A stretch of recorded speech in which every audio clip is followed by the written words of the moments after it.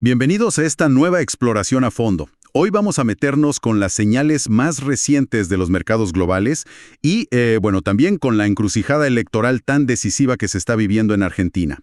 Todo esto lo vamos a analizar mirando un informe financiero específico con fecha 30 de agosto de 2025. La idea es, tratar de entender qué está moviendo los hilos a nivel mundial y qué estrategias de inversión se barajan en Argentina frente a este momento político clave.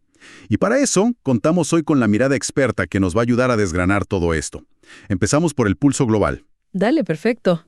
Bien, en Estados Unidos la semana, dejó señales bastante mezcladas, ¿no? Vimos caídas leves en los índices principales, ¿Sí? a pesar de algunas noticias buenas como lo de Nvidia. Pero después hubo una liquidación fuerte en tecnología casi al final. Tal cual. Y curiosamente, el Russell 2000, el de las empresas más chicas, anduvo mejor que el S&P 500. Hasta el Dow Jones tuvo un récord momentáneo, todo con poco volumen. ¿Qué nos dice toda esta confusión aparente? Mira, yo creo que refleja una cautela que sigue ahí, latente en el mercado. Hay noticias puntuales buenas, sí, como lo de Nvidia, que alivió un poco los temores sobre la IA. Ajá, Pero enseguida aparecen otras preocupaciones, como lo que pasó con Marvell Technology y las dudas sobre la demanda futura para centros de datos. claro. Entonces el mercado como que está buscando una dirección más clara y reacciona con bastante fuerza ante cualquier señal, ¿no? Sobre todo en tecnología que viene liderando las subidas. Entiendo. Y esa diferencia entre los índices también puede sugerir que los inversores están quizás rotando un poco, buscando oportunidades fuera de las megatecnológicas. Entendido. Y en lo macro tuvimos datos clave. La inflación PCE subyacente, que es la que más mira la Fed. Exacto. 0.3% mensual, justo lo esperado. Esto parece que alimenta la idea de recortes de tasas, ¿no? Sí, totalmente. De hecho, el gobernador Waller habló de un posible recorte de 25 puntos básicos ya en septiembre. Y además, el dato del PBI del segundo trimestre se revisó para arriba, a 3,3% anualizado. Bueno, todos esos datos juntos, refuerzan el argumento para que la Reserva Federal empiece a pensar en flexibilizar un poco la política monetaria. Claro, Tenés una inflación que, si bien sigue arriba del objetivo, está contenida. Y señales de una economía que creció, sí, pero que quizás muestra algunos indicios de desaceleración a futuro, riesgos en el empleo. Eso le da espacio a la Fed para, considerar esos recortes que mencionabas. Sin embargo, no todo es tan optimista porque la confianza del consumidor bajó un poquito en agosto. Ajá. El informe marca preocupación por el empleo, por los ingresos futuros, y dice que el índice de expectativas cayó debajo de 80. ¿Qué tan importante es esa caída en la confianza? Es bastante relevante, ¿sabes? Acá hay un contraste interesante. El PBI mira para atrás, muestra fortaleza, pero la confianza mira para adelante y muestra nerviosismo. Claro, Históricamente, un índice de expectativas por debajo de 80, ha sido una señal de advertencia. Muchas veces anticipó recesiones. Sugiere que la gente, a pesar de la buena performance reciente de la economía, está preocupada por lo que viene. Y eso podría frenar el consumo futuro, que es un motor clave en Estados Unidos. y hablando de nerviosismo, hay un factor político que está metiendo ruido, la independencia de la Reserva Federal. Sí. Mira, el anuncio del presidente Trump sobre la destitución de la gobernadora Lisa Cook por supuestas acusaciones de fraude hipotecario y después la demanda de ella para bloquearlo. Eso generó reacciones. Vimos movimientos en los bonos del Tesoro. La curva de rendimiento se empinó un poco. ¿Cómo juega esto? Mira, ese es un punto súper delicado. La independencia del Banco Central es como un pilar de la estabilidad financiera. Fundamental. Totalmente. Incluso la percepción de que hay interferencia política puede minar la confianza en la política monetaria, aumentar la incertidumbre.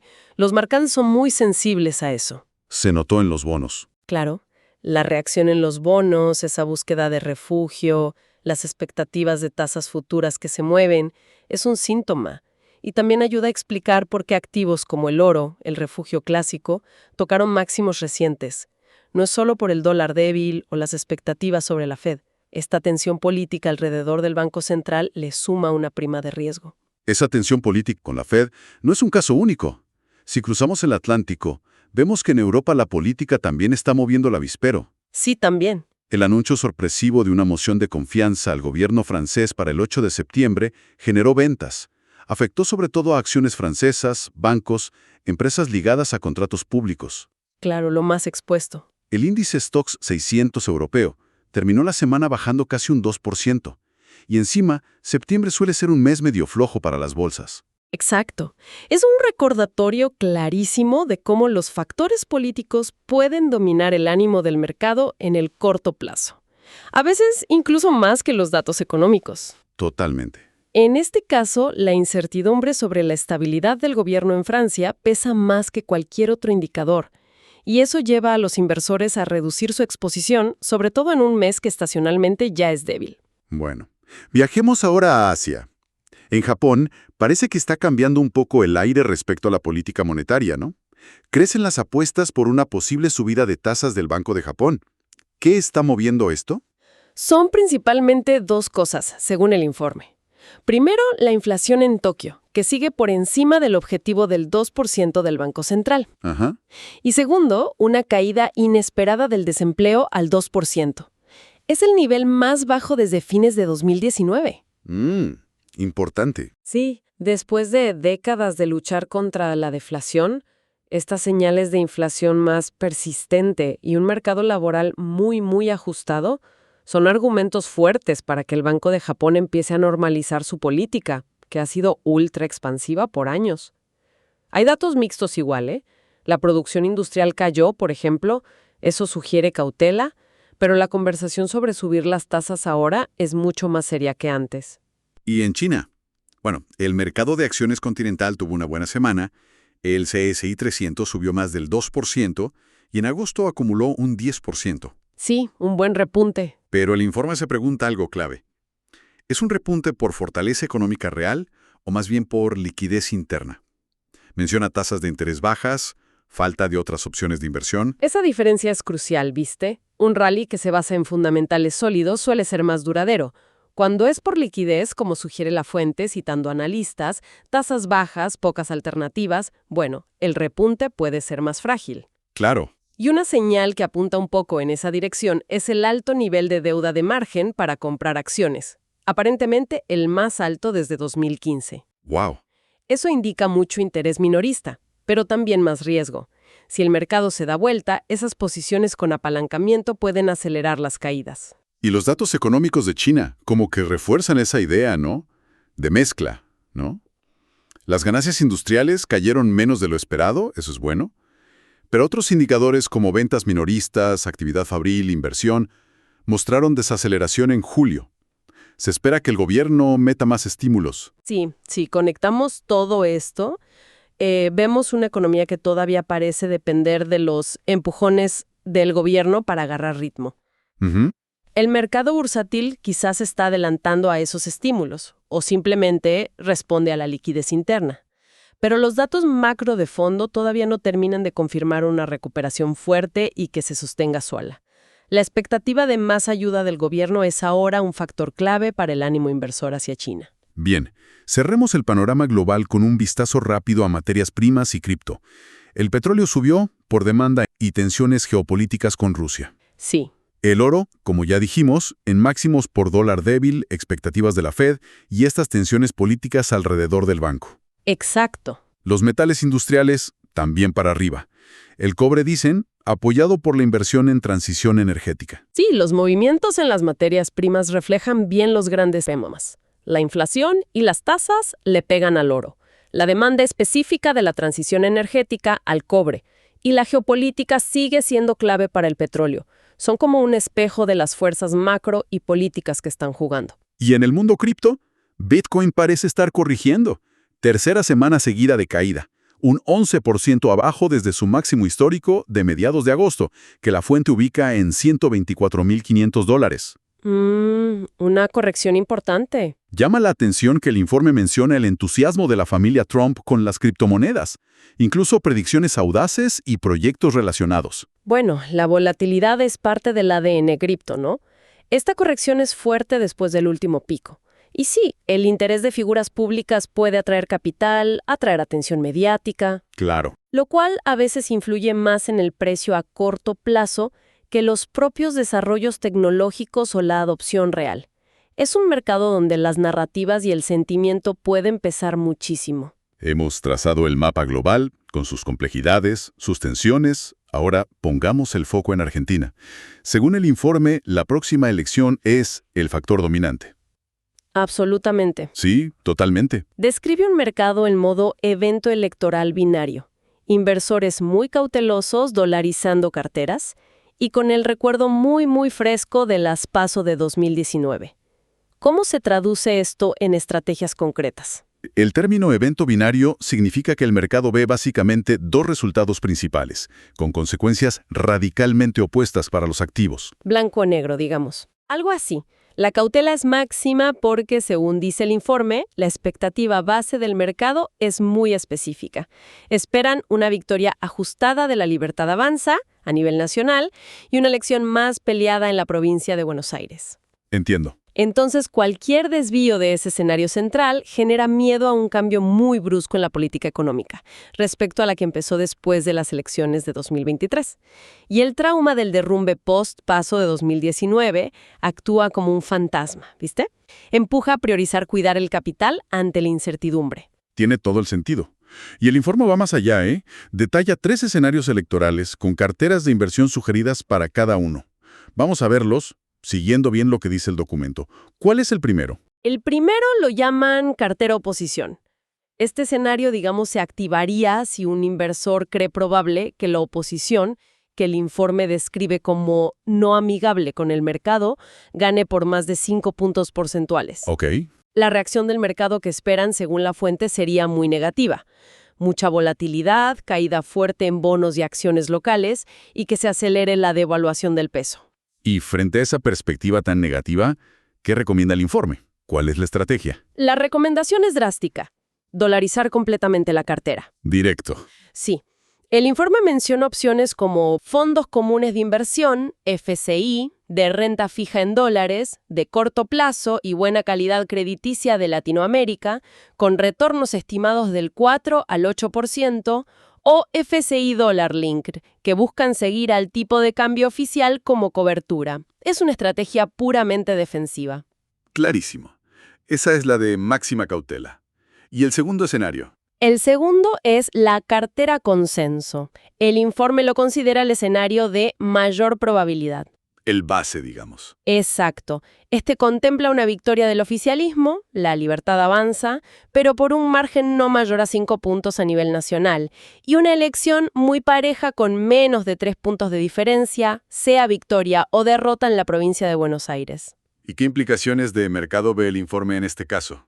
Bueno, las implicaciones serían un gobierno con más peso en el Congreso, pero sin mayoría absoluta, o sea, necesitado de diálogo.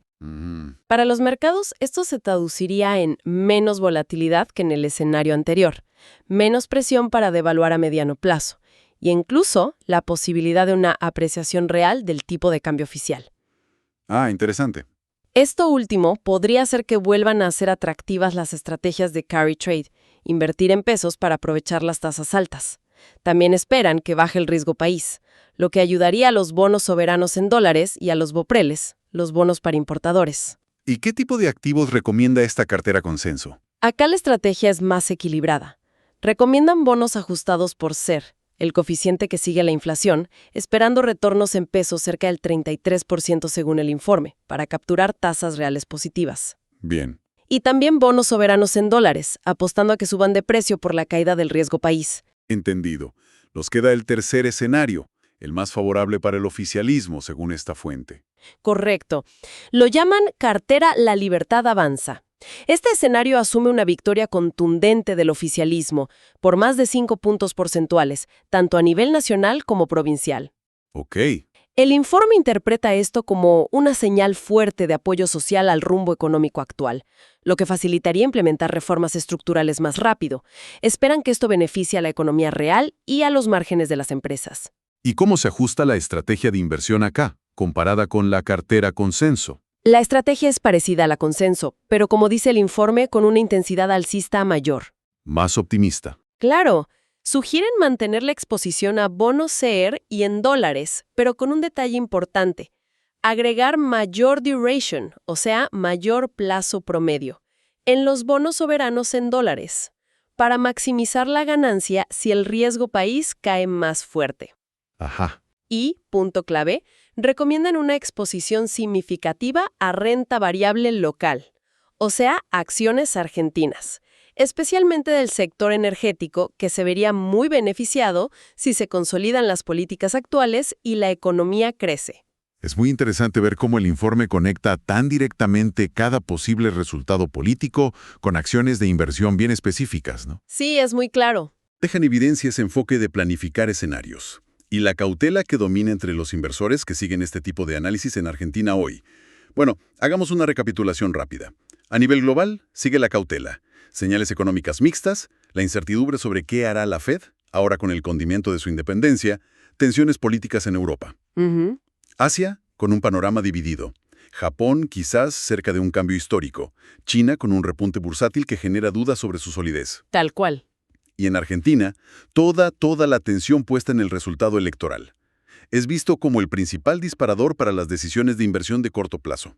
La semana que viene, datos clave como el empleo en Estados Unidos, inflación en la eurozona, seguirán sumando piezas a este rompecabezas complejo. Y como una reflexión final, lo que este análisis subraya es esa danza intrincada entre los datos económicos puros, las políticas de los bancos centrales, los eventos políticos que a veces sorprenden y el sentimiento inversor que siempre está cambiando.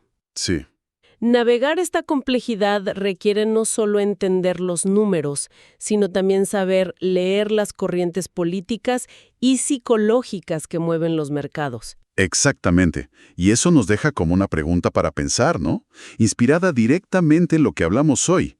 Si eventos políticos como la posible interferencia en la Fed o los distintos escenarios electorales argentinos tienen un impacto tan directo y tan fuerte en los mercados como muestra este informe, ¿deberían quizás los inversores reconsiderar estructuralmente cuánto peso le dan al análisis de riesgo político comparado con las proyecciones puramente económicas cuando diseñan sus estrategias para el futuro? ¿Una cuestión clave en este mundo tan interconectado que vivimos? Esto fue todo por hoy en Brújula Bursátil, tu guía en el mundo de las finanzas y las inversiones. Si te gustó este análisis, no olvides suscribirte, dejar tu like y compartirlo.